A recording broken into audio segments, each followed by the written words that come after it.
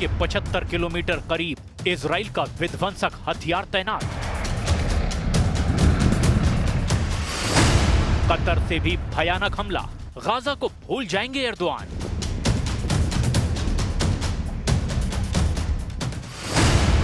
Trump के veto बम का धमाका, अरब वर्ल्ड की निकली चीख। ये अमेरिका है, इजराइल के लिए किसी भी हद तक लड़ेगा। सुपर पावर साथ है तो इजराइल अजेय है। अमेरिका ने फिर से इजराइल के दुश्मनों को दहला दिया है। ट्रंप के फैसले ने खाड़ी में महायुद्ध का काउंटडाउन ऑन कर दिया है। इजराइल ने जिस तरह आक्रामक रुख अपनाया है, उससे कई मुल्क मटिया मेट हो सकते हैं। नेतन्याहू ने कतर के बाद सबसे बड़ा टारगेट तुर्की को मान लिया है। तुर्की को काबू करने के लिए इजराइल जबरदस्त घेरेबंदी शुरू कर चुका है। एर्दोआन से टक्कर का तरीका कतर, यमन और लेबनान युद्ध से बिल्कुल अलग होने वाला है। इजराइल के सीक्रेट वेपन तुर्की के वॉर जोन में पहुंचने लगे हैं। पहले धमाके में ज्यादा देर नहीं है। इस वॉर जोन का पूरा अपडेट देखने से पहले जहां बारूदी सुनामी आई है, वहां चलिए। गाजा में हमास का टोटल सफाया और जमीन पर कब्जा करने के लिए इजराइल ने पूरी ताकत झोंक दी है। जिस भी इमारत में हमास के ठिकाने हैं, उन्हें चुन चुन कर तबाह किया जा रहा है।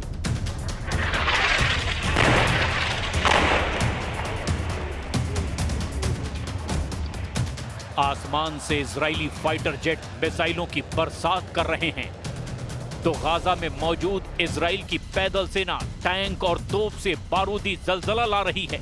गाजा सिटी में बहुमंजिला इमारतों की तबाही की तस्वीरें भी देखिए। इजराइल इन्हें जड़ से जमींदोज कर रहा है। हाई राइज बिल्डिंग की बुनियाद पर मिसाइलें दागी जा रही है। गाजा के तेल अल हवा में रिहायशी इमारत को बम धमाके से उड़ा दिया गया। जिन शरणार्थी कैंप में हमास लड़ाकों की निशानदेही हो रही है, वहां भी बारूदी वर्षा जारी है।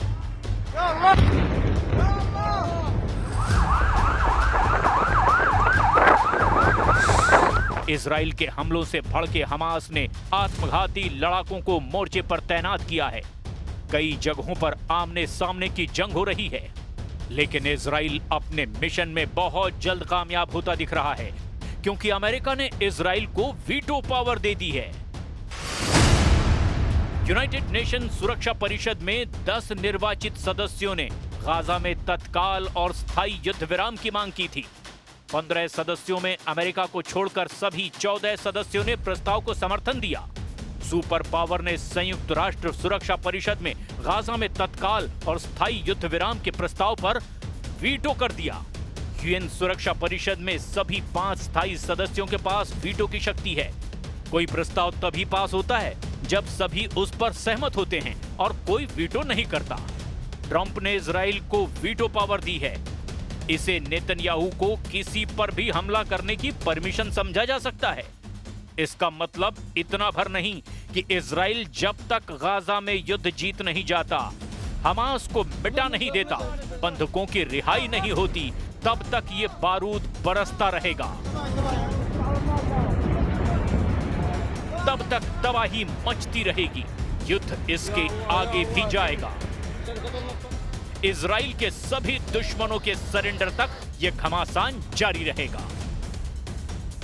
The result of the voting is as follows: 14 votes in favor, 1 vote against, 0 abstentions.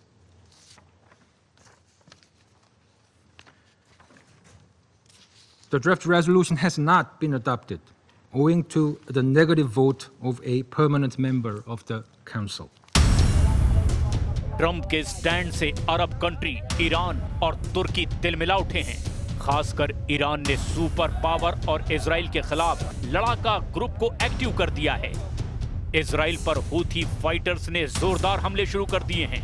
ये ड्रोन हमला दक्षिणी एलाट शहर के होटल पर हुआ है। सीसीटीवी तस्वीरों में ड्रोन धमाके के बाद लगी आग को देखा जा सकता है। इजराइल पर ड्रोन बम फोड़ने के बाद हूथी लड़ाकों ने लगातार हमले की धमकी भी दे डाली है।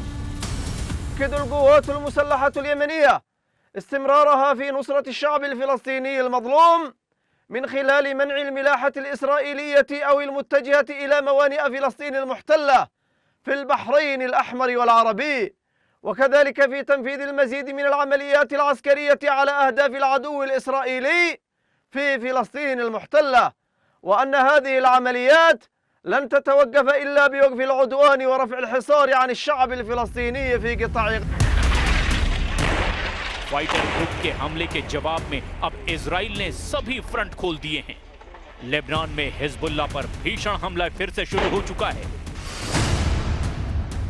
इजराइल ने लेबनान के नाबातिया के तौलीन में सटीक हवाई हमला किया। निशाने पर हिजबुल्लाह की राजवान फोर्स का कमांडर हुसैन साइफो शरीफ था, जिसे मिसाइल धमाकों में इजराइल ने उड़ा डाला। 42 साल का हुसैन साइफो शरीफ का टेरर नेटवर्क सीरिया से इराक तक था। हुसैन साइफो हिजबुल्लाह लड़ाकों के लिए हथियार और गोला बारूद के सप्लायर के तौर पर काम करता था। इजराइल डिफेंस फोर्स के मुताबिक 2024 में ही हुसैन पर रॉकेट हमला किया गया था, लेकिन तब वो बाल बाल बच निकला था। हमले के बाद ईरान से हथियारों की तस्करी रूट को हुसैन साइफो ने मजबूत किया। लेबनान, सीरिया और वेस्ट बैंक तक हुसैन साइफो लड़ाकों के लिए आर्म्स डीलिंग कर रहा था। आखिरकार इजराइल को जब उसकी करेक्ट लोकेशन मिली तो उसे भी नसरल्लाह जैसी मौत दे दी गई।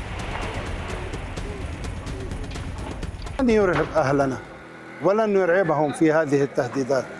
الآن قصف وبعد ربع ساعة ستعود الناس إلى منازلها وتلملم جراحها وتلملم مكان سكنها وتعود إلى بيوتها بعز ونصر وكرامة. हकीकत में इजराइल के लिए अब लड़ाका ग्रुप कोई चुनौती नहीं। इजराइल का सामना अब उन दुश्मन देशों से है जो ताकत और हथियार में उसकी टक्कर के हैं। तुर्की जैसा देश तो इजराइल पर भारी पड़ सकता है, जिसे देखते हुए ट्रंप ने इजराइल को फ्री हैंड दे दिया है। इसीलिए इजराइल तुर्की से टकराने के सिग्नल दे रहा है। ग्रीक सिटी टाइम्स के मुताबिक इजराइल से मिले एयर डिफेंस सिस्टम बराक को साइप्रस ने पाफोस में एंड्रियास पाफांड्रेउ एयर बेस के पास में तैनाती हो सकती है। सोशल मीडिया पर सामने आए एक वीडियो में लिमासोल बंदरगाह पर बराक MX सिस्टम की डिलीवरी दिखाई गई है। बराक MX एक मॉड्यूलर एयर डिफेंस सिस्टम है जो लड़ाकू jet, helicopter, UAV, cruise missile और सतह से सतह पर मार करने वाली मिसाइलों के हमले में कवच का काम करता है। बराक में 15 किलोमीटर से 150 किलोमीटर तक की मिसाइल होती है। नेतन्याहू के विध्वंसक हथियार की साइप्रस में तैनाती ने तुर्की की धुकधुकी बढ़ा दी है।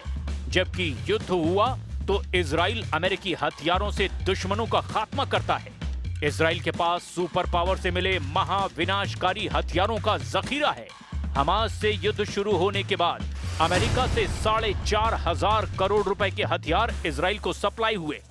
अमेरिका की मिलिट्री मदद में इजराइल को 7,000 बंकर बस्टर बमों के लिए JDAM गाइडेड किट मिलेंगी, यानी joint direct attack munition guided kit. इसमें 3,845 किट ऐसी थीं जो 2,000 पाउंड के BLU 109 बंकर बस्टर बम पर लगाई गई, जबकि 3,280 किट ऐसी थीं जो 500 पाउंड के MK-82 बम पर लगी। इजराइल ने जब ईरान के खिलाफ ऑपरेशन लायन शुरू किया तब इन्हीं बमों का इस्तेमाल किया गया। सुपर पावर के BLU 109 बम और MK-82 या कहें कि मार्क 82 बम क्या ताकत रखते हैं, ये बम कितना बड़ा धमाका करते हैं, इनकी फायर पावर और दुश्मन के टुकड़े टुकड़े करने वाली थ्योरी आखिर क्या है, जरा ये भी जान लीजिए।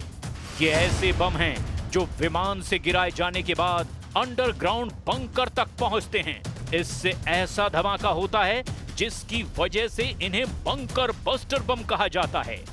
जब मार्क 82 बम फटता है तो 15 मीटर चौड़ा और 10 मीटर गहरा गड्ढा करता है। ये बम 3.5 मीटर मोटे कंक्रीट को भी चीरकर बंकर में बैठे दुश्मन को खत्म कर सकता है। अगर बंकर लोहे का हो तो ये 38 सेंटीमीटर मोटी मेटल की दीवार को भी भेद सकता है। अब सोचिए, 500 पाउंड का बम अगर ऐसी तबाही मचाता है तो 2000 पाउंड का बम तो 4 गुना ज्यादा तबाही मचाएगा। जाहिर है अमेरिका के हथियारों की काट दुनिया में किसी के पास नहीं है। लेकिन एक बात जो ट्रंप और नेतन्याहू दोनों के लिए मुसीबत बनी हुई है और वो है एर्दोआन के पास अमेरिका के एटम बम। नेटो सदस्य होने की वजह से अमेरिका ने तुर्की में परमाणु बमों को तैनात कर रखा है। एक अनुमान के मुताबिक तुर्की में 50 से 100 B-61 एटम बम हैं। तुर्की के इंसिरलिक एयरबेस पर रखे सुपर पावर के न्यूक्लियर हथियार इजराइल की बर्बादी की वजह बन सकते हैं। ऐसे में इजराइल की जीत तभी मुमकिन है जब अमेरिका खुलकर युद्ध में उतरे।